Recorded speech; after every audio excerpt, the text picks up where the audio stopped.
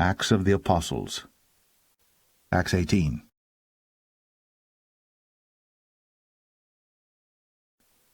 After these things Paul departed from Athens and came to Corinth, and found a certain Jew named Aquila, born in Pontus, lately come from Italy, with his wife Priscilla, because that Claudius had commanded all Jews to depart from Rome, and came unto them. And because he was of the same craft, he abode with them and wrought, for by their occupation they were tent-makers. And he reasoned in the synagogue every Sabbath, and persuaded the Jews and the Greeks.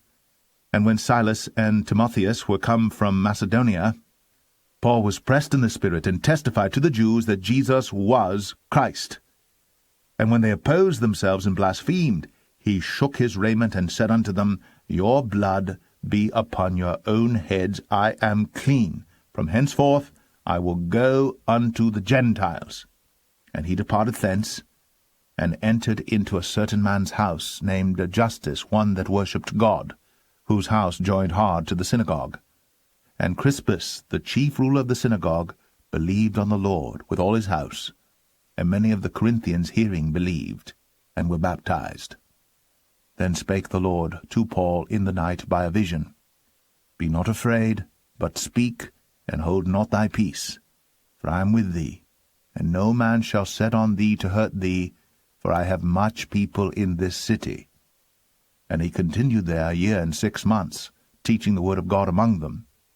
And when Gallio was the deputy of Achaia, the Jews made insurrection with one accord against Paul, and brought him to the judgment seat, saying, This fellow persuadeth men to worship God contrary to the law.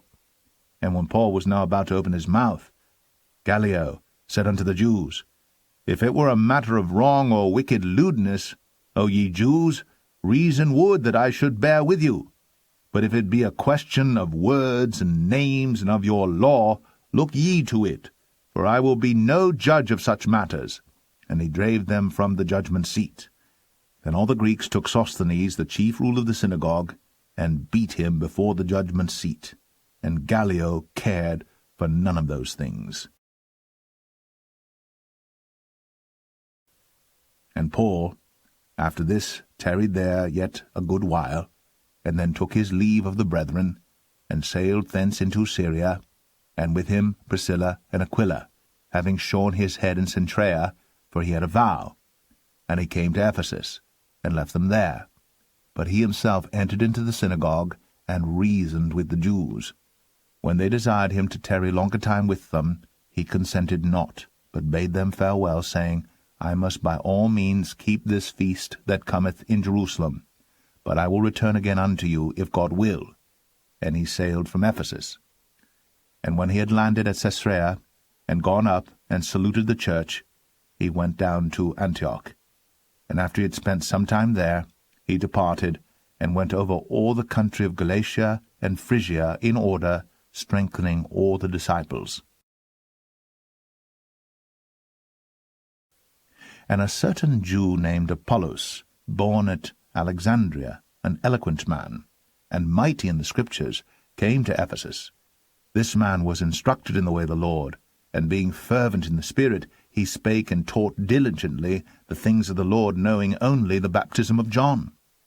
And he began to speak boldly in the synagogue, whom when Aquila and Priscilla had heard, they took him unto them, and expounded unto him the way of God more perfectly.